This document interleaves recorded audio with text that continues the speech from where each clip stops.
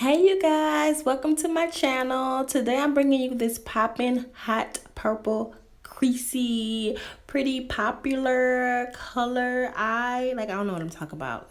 I'm just bringing y'all this eyeshadow tutorial. But first, are you guys subscribed to my channel? Take a moment, subscribe to my channel, thumbs up the video.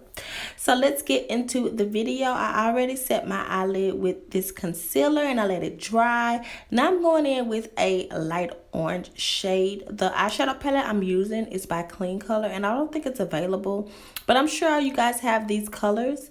I'm going in and I'm building up that orange color as a transition color. It has to be a light orange color. Then I'm going in with a fuchsia colored pink. And I'm just building up right up under that orange, you guys. And these are our shimmery shades. Then I'm going in with a dark purple in the outer V. And I'm really vamping it up. Really making it really dark. So it can be very, very obvious that that's purple right there, y'all. You're trying to get popping for the summer and the spring. Now for the lid, I'm using a foiled colored pink, a light pink, just so everything can mesh well together.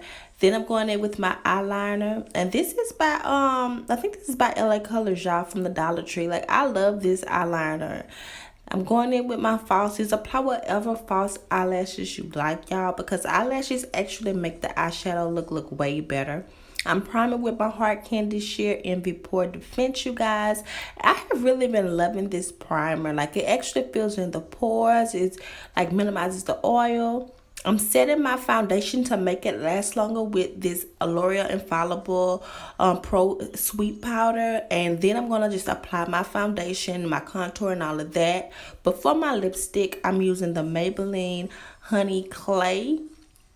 This is a perfect nude for this look.